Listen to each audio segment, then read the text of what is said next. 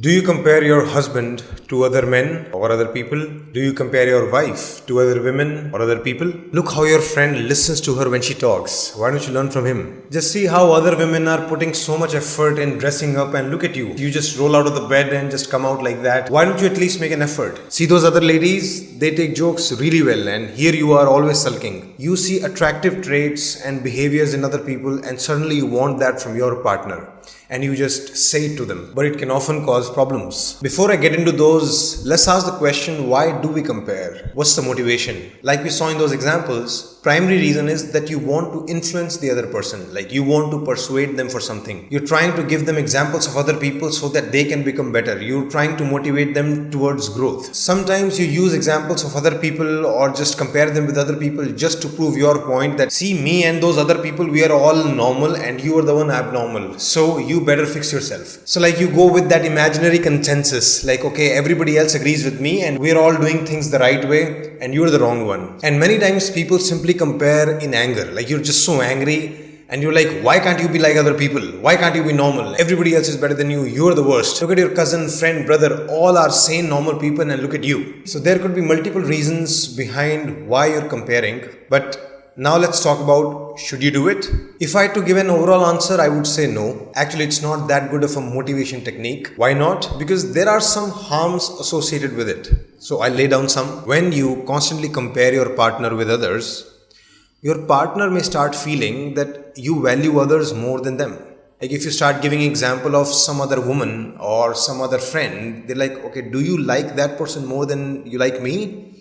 Because that constant comparison may make them feel that way. Then your partner may actually start to feel inadequate. Because see, all of us want to feel like we belong in this world and we are good, normal, and we can be productive and we can survive and we can do good enough. But if you constantly compare them with others in a negative manner, that others are better, you're not, then you can start feeling, am I inadequate? Am I insufficient? And that comparison can be very, very hurtful, because when you feel that you're falling behind, it can crush you.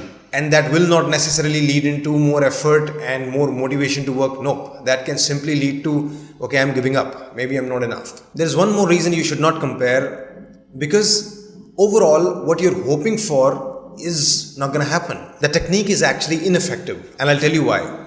When you compare somebody to other people, you're not actually giving them much good information that they can work with. You're just telling them a few names and like, okay, why don't you learn from them? Why aren't you like them? Why aren't you normal like them? That's not helpful, because sometimes the skills or the personality traits on which you're comparing your partner, those skills are complex. Developing them cannot just come out of your will that, okay, now that you've mentioned it, oh, I'll suddenly develop it. Like if you tell your wife, oh, see, look at my sister. She's so outgoing. She loves to party. Why aren't you like her? Like, why don't you do the same? Now, when you say that to her, do you think you've given any new good information to her? Do you think now suddenly she'll have an epiphany? Okay, now I can do it. If your wife wanted to change, or if your wife knew how to change, she would have done it by now. But this is not an easy change. It requires changing your personality. So the question is whether you want to do it, and if yes, how to do it. Making those comparisons are not going to help. So, should we bring comparisons down to zero? I would say not exactly. So, let me give you a few guidelines. First would be, what is the environment in which the comparison is happening? And if it's a negative one, if you're being harsh, if you're trying to put them down, then that comparison will really hurt. So, you have to make sure that this comparison can only happen in a loving, accepting manner, where the other person deep inside knows that, okay, I'm being accepted, I'm being loved, and okay, within that environment, we can now talk about others. Okay, so a positive, nice, empathetic, non-judgmental environment is really, really important, and the person must feel safe. Second, if your partner is very, very resistant to talking about other people and they say, oh, don't compare, you can maybe talk to them about how it's important to actually learn from others. Like, this is one of the reasons I do think comparisons are important, because when you're trying to learn something, if you know that somebody else is already doing it, suddenly you can just observe them and get inspiration from that. And the learning becomes so much easier. Like if I give you a book, okay, these are 5 skills, learn them and improve yourself. It'll take you a long time to learn them. But if I tell you, look, there are some people doing those things, you can observe them and learn very, very quickly. And that's why constantly observing other people, looking at their behaviors closely and actually learning from them really helps. And that requires comparison. Like you have to be able to compare that this is where I am, this is where others are, and let's bridge that gap. Okay. So when you do comparison in that spirit, It's really, really helpful, and you have to establish that spirit with your partner. Third would be, as you talk to them, you have to keep confirming whether they agree with your comparison or not. Maybe you think others are better, but your partner disagrees. So if you don't have that established, that others are actually better on certain trait or skill, how would you even go into that discussion? Like, where would that discussion go? Because you're disagreeing at the root of it. So it's important that you keep confirming them. Okay, do you agree with that analysis? Do you agree with that comparison? And if they do, then you go on to the learning part. Fourth guideline would be, overall, try to reduce comparison as much as possible. Like, it should not be your go-to strategy. Core argument with your partner should not be based on comparison. It should be based on good reasons. So, instead of you do it because others are doing it, your go-to strategy should be you do it because there are such and such reasons for it.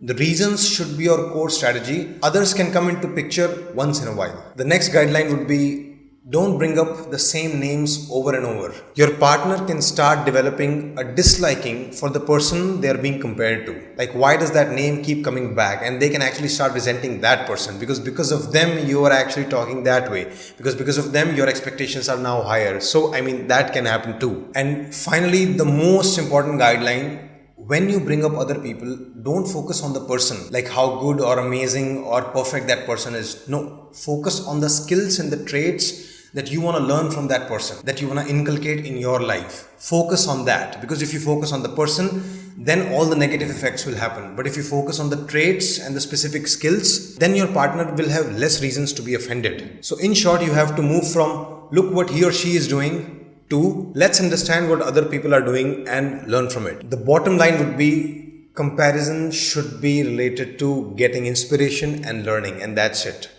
So that's the core focus. And if that learning isn't happening, stop comparing. Good luck. And I'm very happy to announce that we are now growing our team of counselors. Currently, there are 5 counselors on the team, including myself. So I just want you to know that I work very closely with my team. If I am unable to counsel you directly, you can trust our counselors and go with them. Choose any counselor that seems suitable. Once you fill the application form, we will send you the profiles of all the counselors. The application form is in the YouTube description and also on our website. Please fill it and we will get back to you.